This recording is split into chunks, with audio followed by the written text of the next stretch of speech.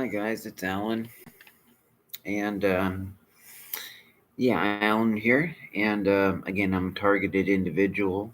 I'm from Salem, Oregon, and Alan Brewer Nielsen, if you want to know. And I've been one for technically with the more extreme stuff, the V2K. Um, the V2K, the electronic jolts that just come after you and hit you like that. Um, that's been probably about 2.5, 3 years. But as far as how long I've been in this program, that could be over 30, 35 years. Just because for all those years, I've had this side problem, a side pain thing right here, right up here, this side pain, and nobody could diagnose it or nothing. It's just this constant side pain, chronic, and I had needed pain meds, oxycodone, oxycontin, and then just medication for it for over 20 years. And my doctors wouldn't tell me anything. And I always went to the same doctors um, in Dallas since I was 7 years old. And it's a little town of about 15, 20,000, very religious, conservative religious town. And all these people that you would just swear. Um, I mean, not all the people, but it's a pretty good town, religious, conservative, some liberals, but pretty good people still.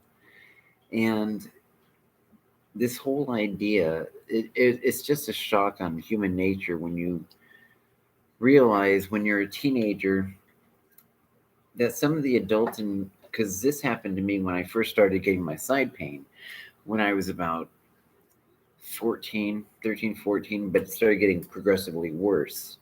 Um, 16, 17, after I broke my arm right here and separated my shoulder. But my side was fine. I didn't have any problems with that. But then progressively, after everything got fixed, and that's when it started happening, I would start noticing this shocking, just a shock pain right on your side, and you don't know what it is. You go to your doctor, and I think that's with the program. That's what happens. That's what's meant to happen. Is the government puts you in this painful program, and what does a person do when they're in pain? They go see a doctor. They go to a hospital. They try to figure out what's wrong, and then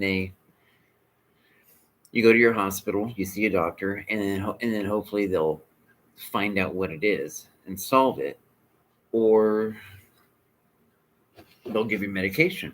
And that's pretty much what you expect will happen when you go see a doctor.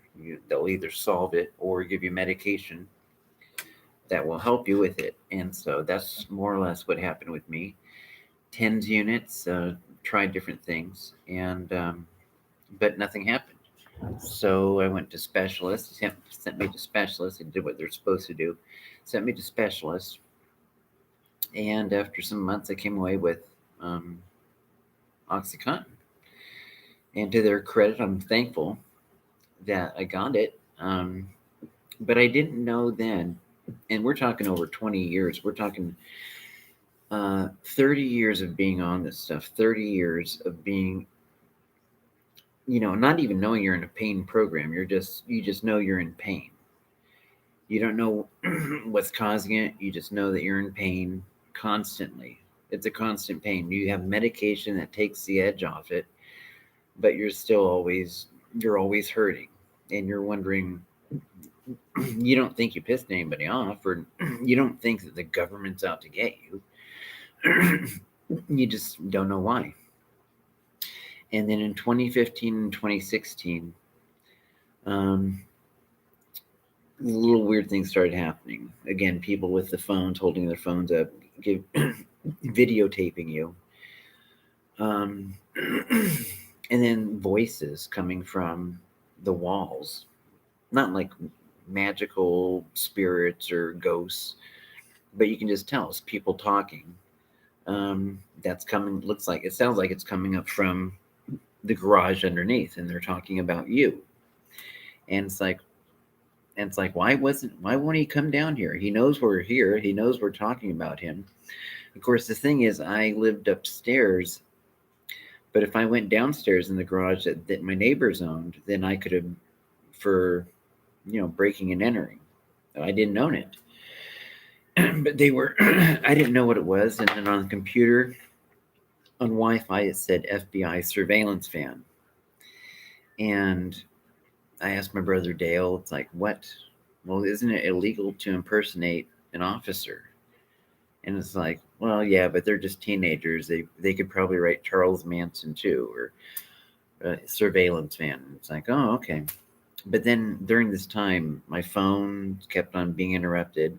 I'd be calling and talking to my dad, and it didn't matter. It just makes you wonder what's going on. But I kept on having to get different phones, changing my computer, and then it would just stop.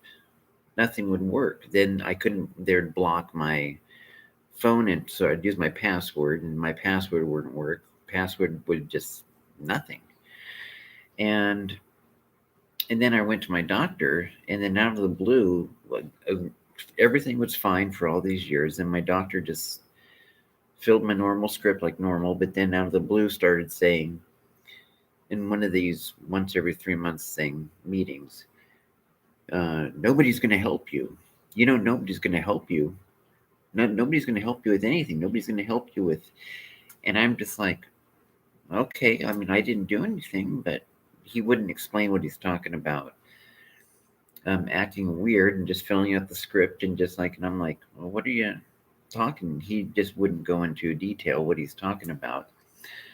And I knew I didn't hurt anybody. I'm very self-conscious about making sure and self-aware to make sure to not hurt anybody. And so if somebody ever thought I did or something, well, but it just kind of puzzled me, like, what the hell was he talking about? I knew I didn't hurt anybody, ever, really.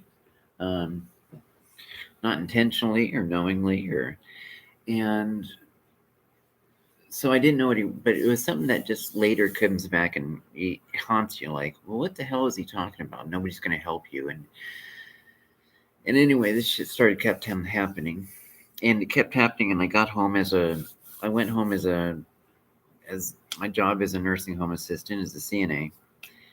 And then they kept on doing the music thing, and it got to the point where you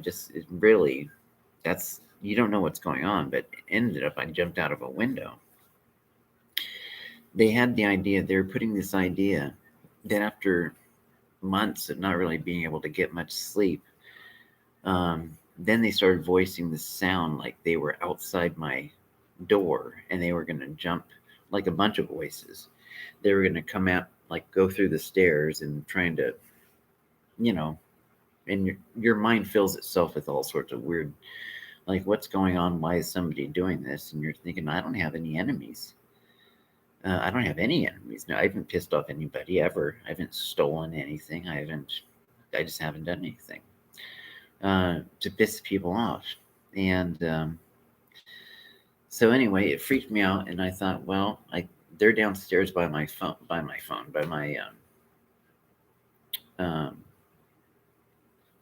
door, so I better try to jump out the window and see if I can. And that's what they made it sound like. And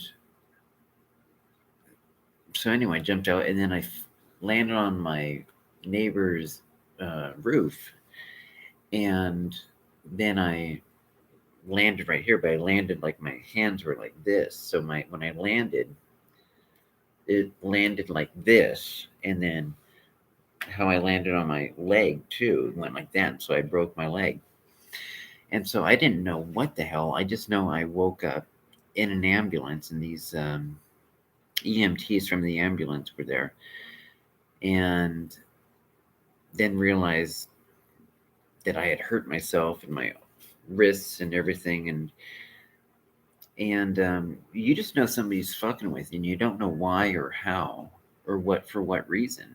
You just know somebody's fucking with you. And it's not like somebody ever comes forward and says, hi, remember me, or remember we did this, because I knew I didn't hurt anybody. But Anyway, so I was in the hospital and I had to learn how to walk and got used to these plates or whatever in my arms and my side right hip. And this was at when I'd fallen. They fixed me at Salem Hospital. And I only been to two hospitals really. It was Salem Hospital for this thing, and since I went to all of my treatments was at Dallas. I broke my arm in football in I guess sophomore in high school, and a long time ago. I've been pretty healthy ever since, but for the most part. But that constant side pain, always just this constant side pain, but that was at Dallas Hospital, and anyway, so I had this stuff happening, and then after a few months of learning to walk and trying to get back to work and all that as a CNA, and then the stuff, I ended up losing my place because I always lived by myself, paid my, worked and paid everything myself, and lived by myself unless I had my girlfriend. But then after working and then, getting back to work, and then, like, sure enough, then you hear about the job mobbing. And I had worked more or less at the same job for nearly 25 years. Same place, too. Dallas Retirement. And then you notice some of this behavior was happening over there. The same things with people, CNAs with their phones up. And then a couple of them, for whatever reason, were calling me, again, like a cop, like cop. And I was like, well, what the hell's... I know I never even got anybody in trouble. I never gotten anybody in trouble for anything. I mean, if I saw something horrible or if I would have needed to report something, I'm sure I would have, maybe, but just nobody around me did anything that was evil. They just didn't do it. But I never had to get anybody in trouble, so that's another issue. So the idea of being a cop, I don't know what it was. I never helped a cop with anything. I never narked anybody. Never wanted to be a cop or get anybody in trouble for it, so I never have. Anyway, I didn't know about when all this shit was happening. It was just this weird stuff, all this mounting up. And then all my life, that's all I really did is I worked as a CNA, and then I would study theology and apologetics and philosophy. And I'd study all the atheistic stuff and the freedom from religion stuff, and then the Christian Zondervan or Baker House or Thomas Nelson, or just the Christian books, and study apologetics and philosophy, and just anyway, that was my hobby. Go home, have a couple of beers, maybe a couple shots of whiskey, and just have a couple cigarettes outside, and then notice that somebody was. It sounded like a shutter of a camera, but I go out and have a smoke, and then it sounded like somebody was doing a camera shutter thing, just. And I just thought, well, that's what it sounds like. It's weird, but I haven't hurt anybody, so I'm not going to be bothered by it. It's just weird. But oh well. So I didn't go around all because I knew it was too small or whatever. It's a camera and there's a big area right there. I couldn't pinpoint where exactly the sound was. So I just figure if somebody is trying to pick my picture, oh well, I'd probably they'll figure out I'm fine, I'm nice, and they can stop taking my picture. Because, and I also knew that if I went and told people about this, it sounds like somebody's taking my picture, or it sounds like I'm hearing these voices. If I told other people, like besides my brother, then I know it was, I would sound nutty. So I just kind of thought, well, it'll resolve itself. I haven't hurt anybody. I've never hurt anybody. I'm pretty sensitive to make sure I don't hurt people, or I never learned the tough way. I've been pretty sensitive to not be one of those people to to try to be nice. And I had what they call scrupulosity, which is a type of moral scrupulosity, or part of it had to do with my religion at the time, being raised Pentecostal and studying apologetics and ethics and all that stuff. But then it's like, but I was also a person who liked to have a couple cigarettes and have some beers. So I wasn't a fundamentalist either. I thought it was perfectly fine, and still okay with it, but I can't drink now myself. Um, but anyway, and then the same stuff kept happening and happening, and then I ended up that job fizzled out, and that was a little bit just because of the stress and having to go to a clinic. So um, anyway, so that wasn't there, and then I found out that the place I worked at also had, well, some of the people were part of it, and yeah, I needed a drink, that's for sure. I mean, so anyway, I went and had a thing, and but anyway, um, they were a good employee for many of those years, so I was very thankful for many of. I always thought the people of my town, Dallas, was great people, wonderful, um, nice, religious, or even if they weren't, they're liberal or atheist. They were just pretty good people, solidly nice people. Um, but then to find out, probably a year and a half after breaking my arms and my leg and having to learn to walk again, and all this weird, shitty behavior. Um, and it was started progressing and started happening again. This time, it wasn't just through the walls. Then it's this V2K, voice to skull. It wasn't until I started looking online and realized, oh shit, this is happening to other people. It isn't just me. At first, when this starts happening to you, and a lot of TIs can go, they remember this. At first, it's like, this couldn't all just be me. I mean, this isn't just happening to me. But then you're real. Maybe somebody's trying to make a joke, or maybe they're sincere, or just making a joke and it went bad, or you're trying to understand any possible motivation. But you think, well, I haven't hurt anybody. I just literally haven't. I haven't done something wrong to anybody. When this happens to people, they normally look at, well, it's because 10 years ago I disagreed with somebody, or an officer, or a teacher, or a government person, and some of us TIs just never have done that. We've never either not been arrested, or we didn't, I've never been talked to by an officer for anything in my life, or a government official. Um, as far as in trouble or nothing like that. I had one time a landlord came up and said an officer who was a neighbor and all that said something. And I was like, I don't think it's you, but it's like, no. And I said no. And if that officer does really wonder, send that officer. I appreciate how you handled it. You just came and talked to me. And if the officer wants to talk to me about it, then they're welcome. I'm not mad, so they can come by and be happy to talk to him or her. And so that was that. So I never even had anybody in the police or whatever mad, or anybody from City Hall, or anybody. But this shitty thing happened in the hospital, learning to walk again. And of course, at the same time, in 2015, 2016, the doctor that, same, well, suddenly they all quit prescribing pain medication.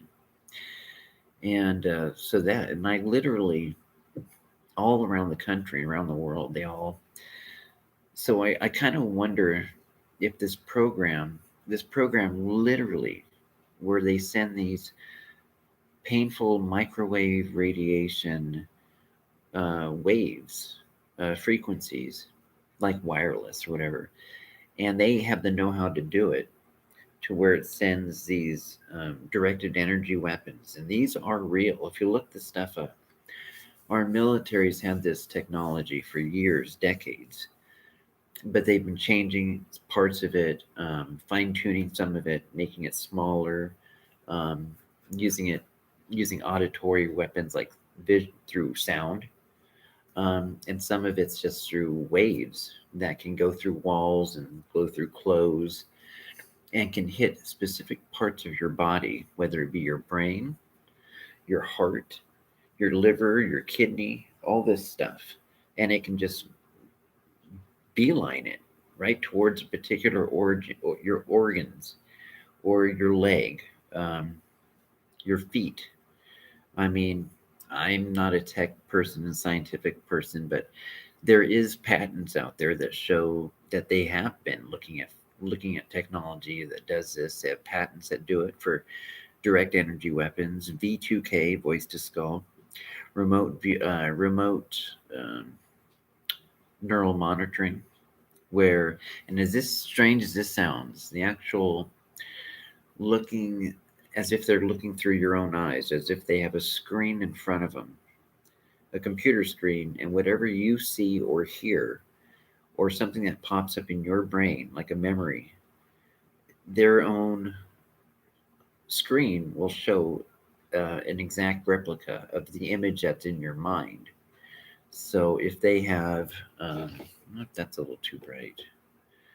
Um, if they have that screen, then it's going to be, they can see whatever is the image in your mind. So that's what's going to appear, is whatever's on. So if you're thinking of the Flintstones, then they'll have an image on the screen of Fred and Barney, Wilma. They'll see the whole bit. So that's, I wonder if that's a little better. Yeah, that might be a little better. I don't know if that is or isn't. But they'll see Fred and Barney or Mr. Magoo or whatever it is that's their remembrance.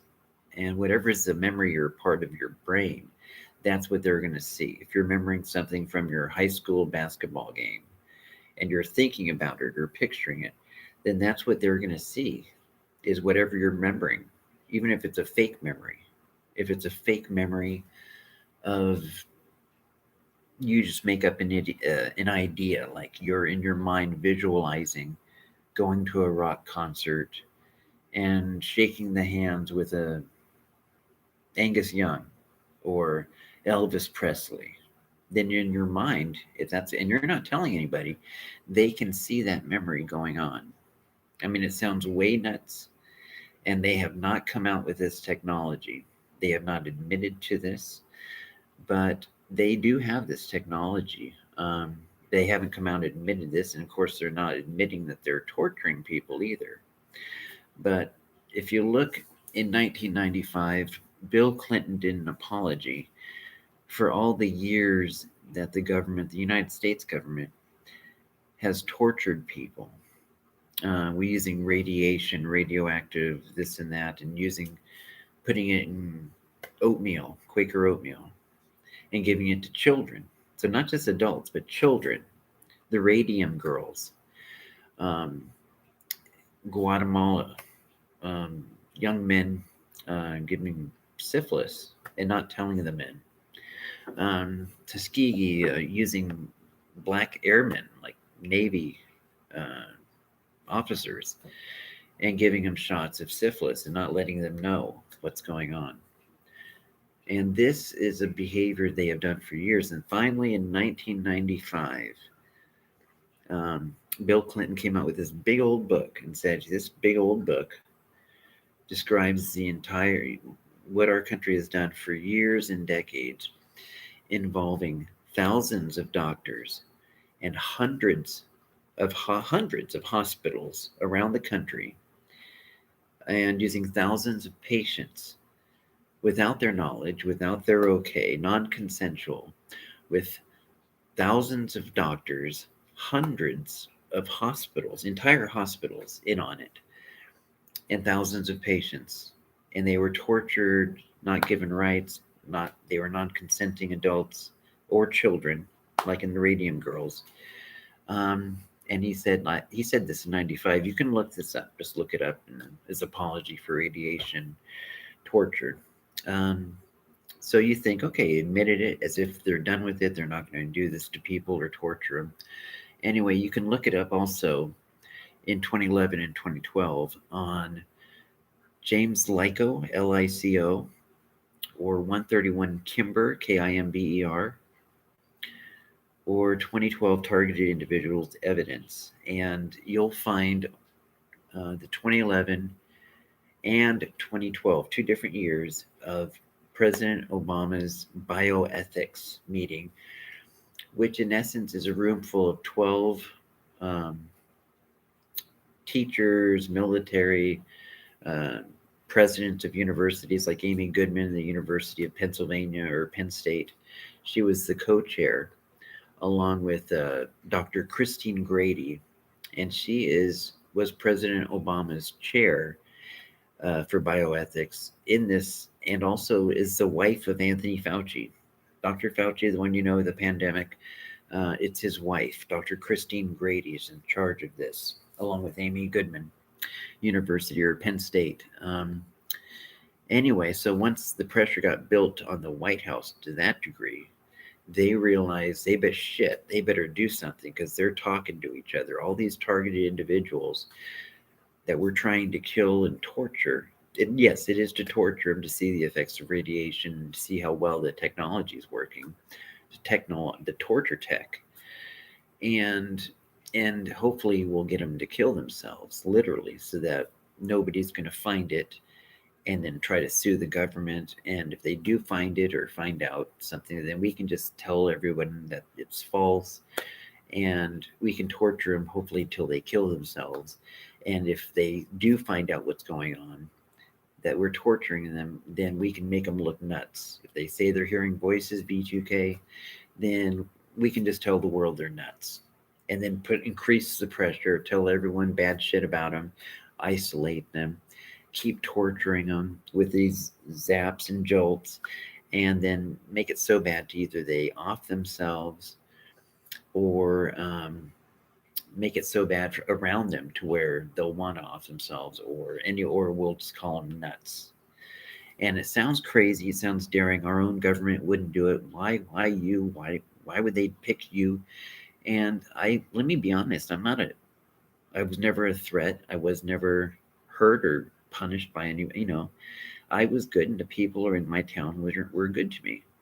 But they still did it. And for 20, 30 years of this treatment, 20 years where I got medication, and then having this happen to me, it's not because a lot of us get it just because it's human experimentation to see the effects.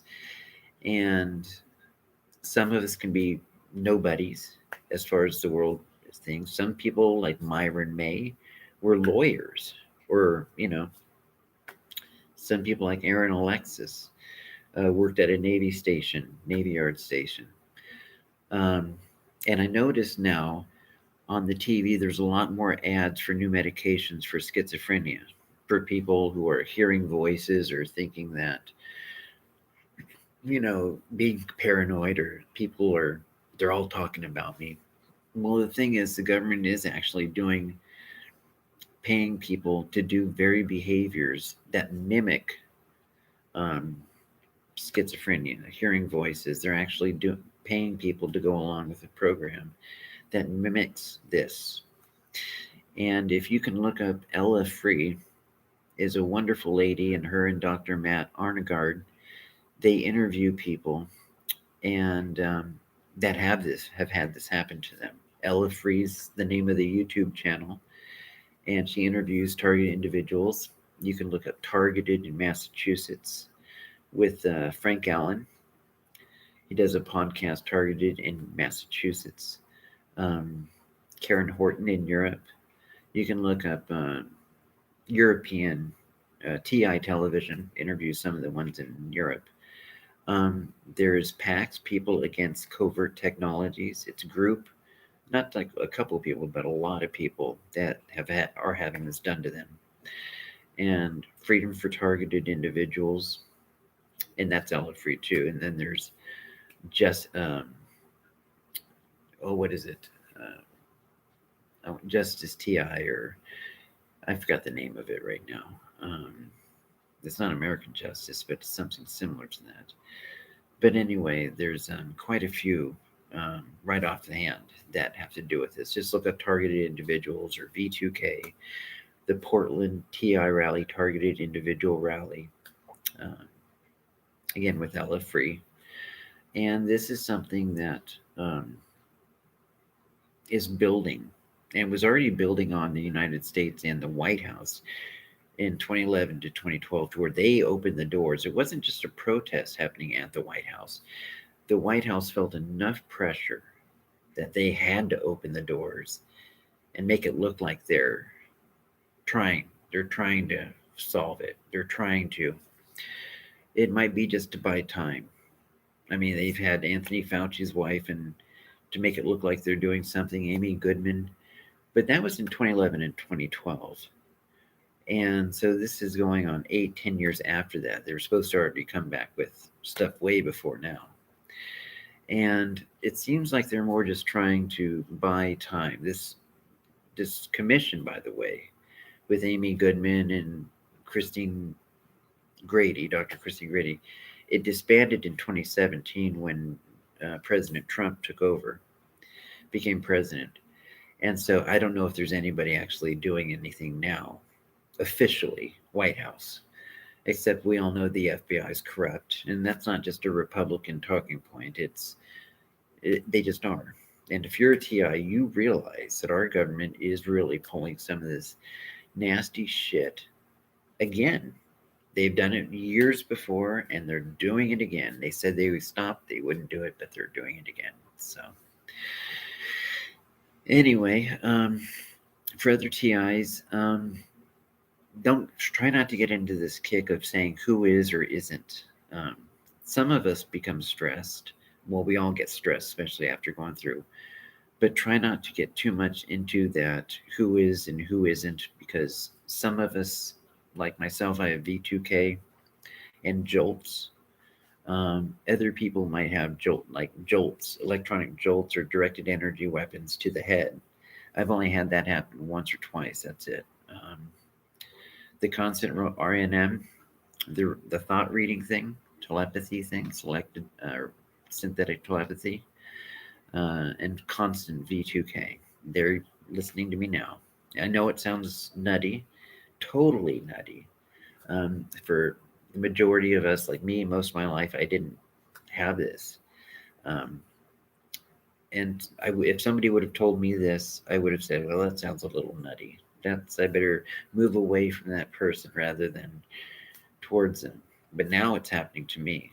As a person who studied skepticism and apologetics, and I always wanted something. When people say they had something strange happen to them, I'm always like, well, to me, I'm nice about it, but I was like, well, it didn't. I don't know if I can believe it.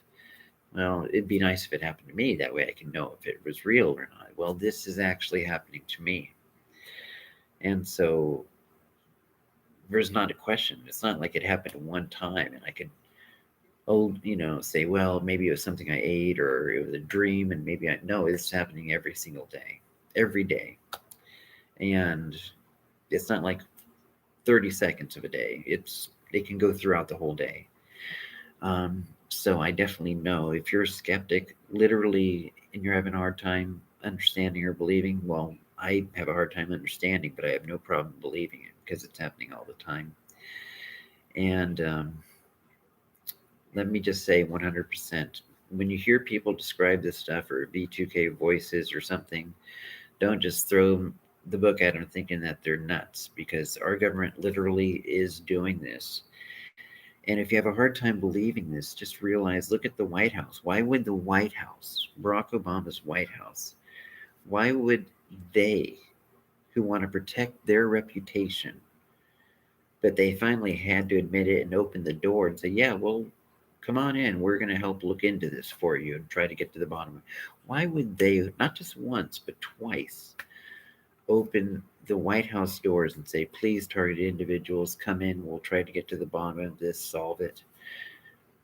They did this twice. They're not opening the doors for paranoid schizophrenics who are having delusions and saying, they're not doing it for that, or other people having maybe a delusion. I'm not trying to put down or make fun, belittle what schizophrenics are going through. That stuff, but it's just not the same thing, and it is our own government doing this. So, oh shit, I didn't even know. It's funny, guys. I didn't even look at this. Tanya, hi. Hey, Bridget. Wayne, hello.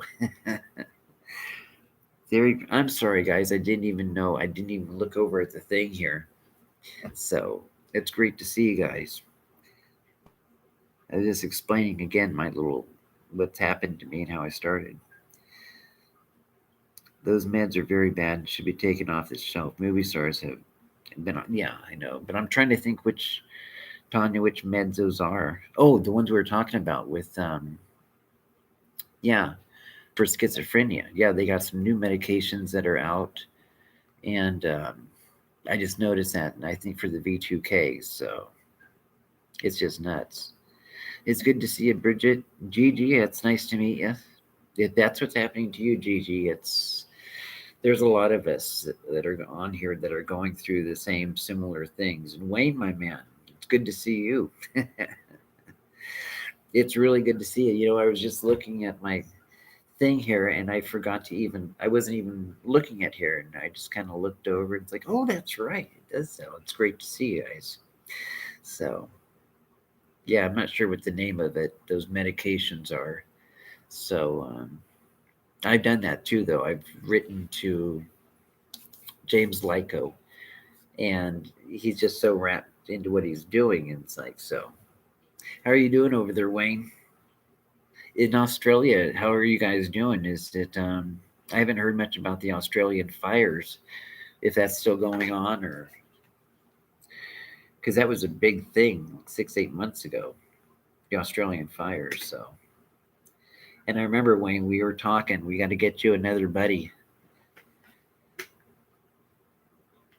Still Onyx? Inox? Still, I don't know what that is. LNOX or Inox? Oh, hanging in there, lifting lockdown restrictions slowly. Okay, good. Yeah, I heard that there was going to be another. It was like 111 days. Yeah, we should get you a bird. Good old buddy. It was like Australia had like 111 days of lockdown. I mean, talk about a way to do it, and then it comes back just as strong. So I don't know. Longest lockdown. Yeah, I never heard of. I know New Zealand had a large, long one or something. Large, long one. Sounds like I'm talking about something perverted. But no, but then Australia had like 110 days. So rain in Australia. I didn't know what kind of weather it is over there. I'm from, here in Oregon, and Oregon is like known for uh, rainy weather. The weird thing about Oregon, though, and this is going to sound nuts, but we just voted a couple of weeks ago. And in Oregon, here in the United States, it's 1 out of 51 states. But Oregon here, we just legalized or decriminalized all the drugs. So if a person has a little bit of cocaine, heroin, crystal meth, it doesn't matter. Just if a person is carrying and walking around and has a little bit of pot, cocaine, heroin, crystal meth, LSD, MDMA, mollies or whatever, um, it's now, as long as it's not like a huge amount, but if you have a little bit amount, then the worst that'll probably happen to you is you might get $100 fine or nothing, or you might be encouraged to talk to a counselor, treatment maybe at the most, but you won't go to jail, you won't go to prison or be forced to anything. You might have to pay a $100 fine. The weird thing about it is it's not, I mean, marijuana is decriminalized here and legal to where they even have stores and dispensaries. So it's not the same thing. Like, we don't have that. We're not going to have stores like 7-Eleven suddenly start carrying cocaine and different brands of heroin or crystal meth or, Molly or MDMA. They're not going to start doing that. But it's just the Oregon people decided, well, we're tired of people getting arrested for something like cocaine and suddenly going away for 20 years just for carrying a small amount of cocaine. So I don't know how it is in Australia, but yeah, and Oregon is like the only state that's, I think Oakland and Denver legalized magic mushrooms, and now Oregon did too. So in Oregon, in the next 2 years, they're going to start slowly allowing magic mushrooms for people to go to a clinic where there's doctors and specialists and therapists, and they're going to allow them to sit in a room and take a little bit of a magic mushroom, and to help them with depression, anxiety, post-traumatic stress disorder, um, like soldiers, you know. So that can really help a lot of people. So not only magic mushrooms, but also any other drug out there that people used to go to prison or jail for. At least now they won't get that. At least in 3 months, that's when it starts, February 1st or 2nd of next year. So like in 3 months.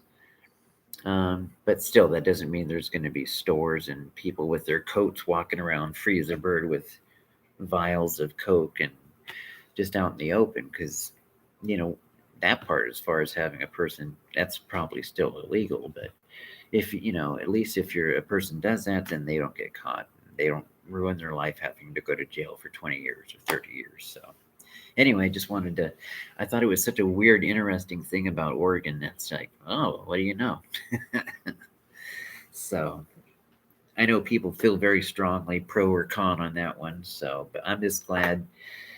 Otherwise, good people hopefully don't have to have 20 of their years taken away from them by going to prison or jail.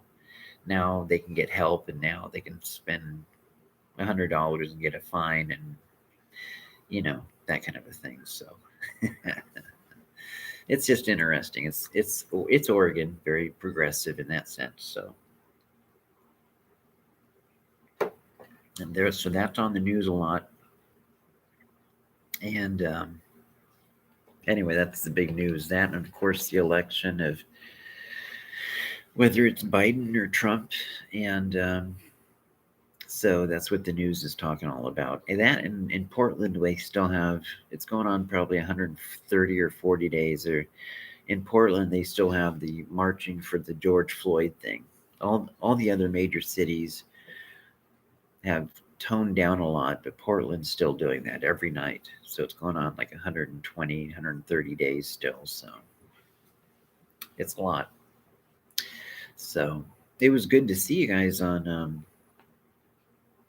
Well, I don't know if I saw Wayne. I went back. I didn't catch a live Wayne, because I would get that thing, and then if it was live, then that little bar would say, okay, ring the bell, and then it would show. But lately it hasn't been. I'll go on the thing, and then it said, okay, Wayne Morris was like 2 or 3 hours ago, and I still have it. So I think my V2K cart handlers aren't popping that thing up like it used to. It used to for you, Sherry's. Sometimes it hasn't done it for Kyle even. So normally it would if Kyle, but there's been a couple times where I've been on, and then I looked and it was on, but nobody showed me. So I don't know. Shadow ban. That's the word for it. Yeah, that's it. Yeah, I didn't know it. That, I think you or somebody else was saying that's the term for it, shadow banning. And whether it was your video or Ella Free, Ramola, I would just have people that I would have it would give me a notification, but a lot of times they just haven't been doing it. And I found out that they were doing video anyway. But then I'll put on my computer like 2 hours later, and it said Wayne or Kyle did one 4 hours ago while I was on before, and they didn't notify me. But now if I look it up, then it says they did it. So shadow banning, that's the word for it. So, but yeah, it's just so weird how they do this, and I mean, I know people don't like, I guess goody two shoes are patting themselves on the back, but I just know a lot of people will look and try to find some reason like they did something wrong to somebody. And I think you and I, Wayne, were talking about this. Nobody deserves this.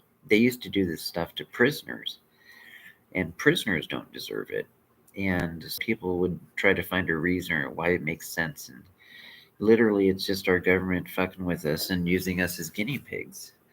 So, and Tanya, you've been through this for years, and your family did too. And it's just like, you know, um, I don't know. I'm wondering if during Joe Biden, um, if he'll bring awareness to it, to, Joe Biden guy, because I remember him asking Supreme Court guy Roberts, that's his last name. Um, I just remember on one of James Lyco's video, it showed a clip from Joe Biden asking Supreme Court Justice Roberts and telling him, you know that during your lifetime you're going to have to vote on whether we can use microchips in human beings. So I wonder if that was a foreshadowing. This is like 10, 15 years ago. Very bad, yes. It does. I know what you mean. Uh, it's there's this it's censorship. They do everything to block everything so that the very thing that helps us is meeting with other people, and then they block it. Um, Especially when they start thinking, they look at something in the past and they use our thoughts and our beliefs.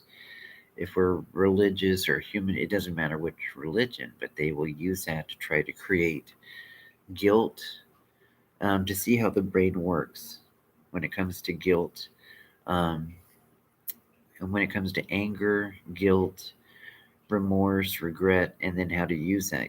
Um, if something works, then they know how to keep using that again and again and put that thought into your brain through V2K or just before it was V2K.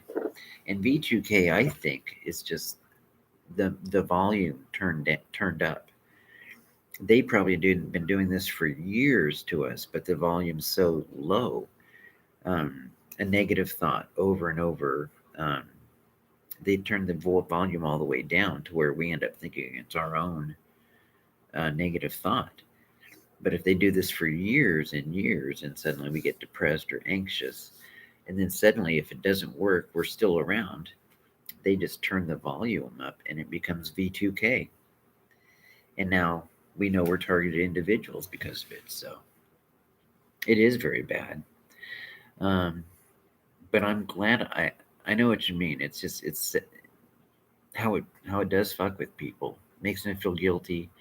They end up getting violent, did some Myron May, and every one of us, we can understand why. If you're a TI, we understand why it happens as far as why they get angry enough.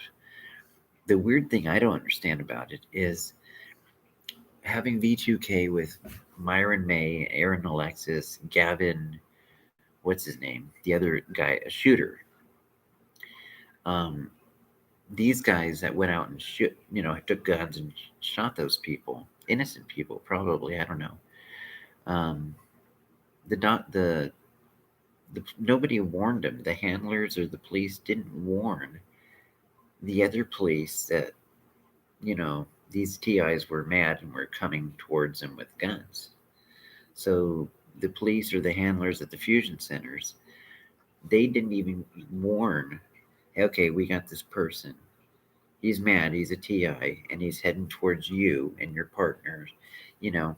So they even went and shot him, shot these, whether innocent people or they shot police that were maybe not even involved and had no idea about the TI. The program, we don't know what they were thinking. Um, but yeah, the Fusion Center never gave them a call and said, watch out, we got a pissed off TI that realized they're in a program, a torture program, and they're heading your way. Um, they just allowed it to happen. They didn't warn anybody. They didn't warn the officers that actually did get shot by Aaron Alexis, who wrote the My EMF Weapon. When we know that our governments don't care about us, um, but they don't even care about the alleged police that they're, it's just beyond, it's unbelievable. They wanted maximum carnage, yes. It helps with surveillance, defense, and mental illness budgets. That's it. Oh shit, that is a new way of looking at it. Yes. maximum carnage. It helps with surveillance. They get money for that. Um, Money for defense, which is like one of the biggest money suckers for our, at least in the United States.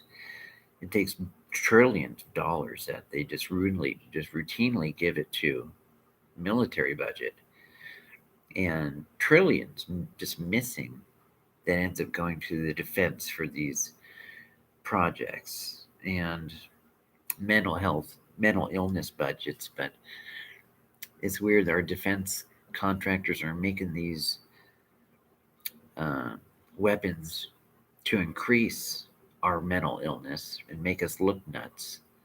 So, big pharma, yes, there's a marriage going on with big pharma and our military. I hate to say this phrase, I don't know why, but military industrial complex.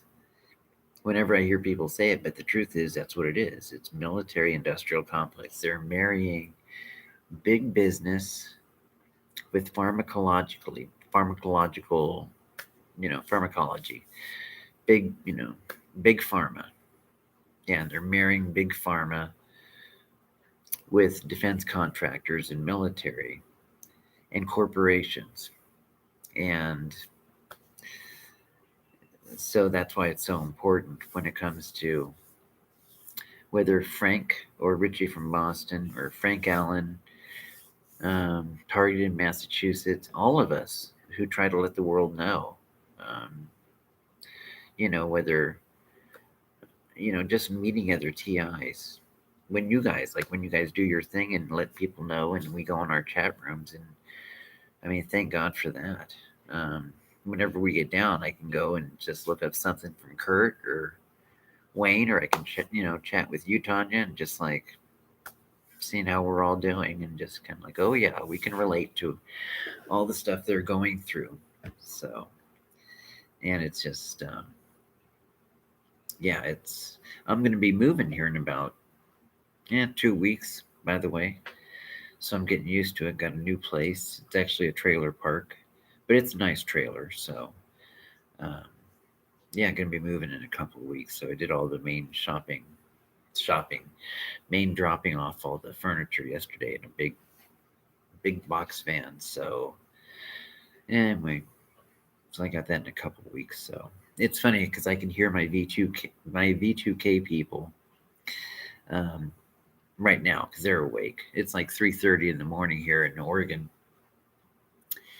and I can hear them right now. It's like he just won't go. It's always a guy and a gal yapping. And the weird thing is, I can't tell the difference. They don't pick somebody from my background, like old relatives that have passed, or friends. It's always a guy's voice and a gal's voice. Um, but they don't make it sound like somebody from my past or somebody I know. I know some people claim they have. I just never have had that. It's always a guy and a gal. And whenever I wake up, I can hear them. Um, and there's probably, it could be a 10-hour shift. Somebody told me it's 12 hours. It could be 8 hours. I don't know what it is. But for my own program, they always have it a guy and a gal. And then they always say, he's, you know, he's not going, he won't go. It's like they're in my head. And I say, why don't you guys go? Get this fuck out of here. Get out of my, but it's like, he won't go. And it's just like, that one they say a lot. And I hear them say, well, how much can we get? Like, what can we get for him? Like points or money, or if it's a game, I don't know. I just hope they don't confuse this with that, QAnon stuff. I think one time there was somebody who was trying to make it like that into it. And it's like, it's not the same thing. It's not QAnon.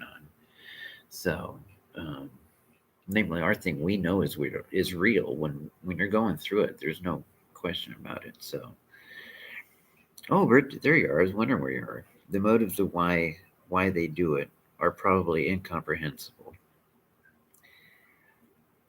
I don't know. What do you guys think about that? The motives why they do it are probably incomprehensible. They're only incomprehensible to you and me. because we wouldn't do it. They always say money, always look for money, the financial reasons. The research to see what radiation does. But it is morally incomprehensible. There's no doubt about that. It's something you wouldn't do, I wouldn't do. We wouldn't torture somebody, an innocent person, you know, we just wouldn't do it. Um, so it is incomprehensible. We couldn't imagine a person, uh, not maybe accidentally, a person can accidentally go get drunk and accidentally hurt somebody, but literally a person or a group of people with the okay of our government waking up every single day knowing that's what they're going to do. And I can hear them say, that's us. Um, that's what they're going to do, is try to torture a person to the point where they decide to check out. And in our own, to know our own little towns are part of it. They gave them the green light and they're going along with it. And especially if it's a conservative religious town, to know that some of the people that you just say hi to every morning, or you walk downtown and say hi to the people, and they put you on a program and didn't let you know. I remember I was for months learning how to relearning how to walk again. And they knew it, now coming from the viewpoint of realizing they knew about it. And it makes you look differently at your own hometown. So at a lot of the people that were part of it. So um, now when I see some of those people, they're just so tired of lying and covering it up. They're just kind of like, oh, just get the hell out of here. That's happened quite a few times. Just get out of here. Get the hell out of here. Because they know I know. And, so anyway, I always thought they were good people. So, their word for me, their name for me was dumbass too. That was their password for me, because when they blocked my computer in Dallas, I couldn't get in, and they kept on doing it, and I couldn't get in the computer. I couldn't look up anything, so I figured, what would a guy think, or somebody trying to mess with? What would they make as a password? And the first thing most guys, or maybe even gals, would think is, that guy's kind of a dumbass. So dumbass too. And sure enough, so that's what it was. Yeah, Wayne, I agree with you. It's about 3:33 here, so I'm gonna get some sleep myself. I'm gonna go out and get a cigarette, and so you have a good night, Wayne. Have a good night there, Tanya and Bridget. GG, if you're still there. So I'll see you guys, in a day or two. So okay. All right, love you guys. You guys take care, and I'll talk to you another day here, tomorrow, the next day, something like that. Okay. All right. Good night, guys. Night. Night, Bridget.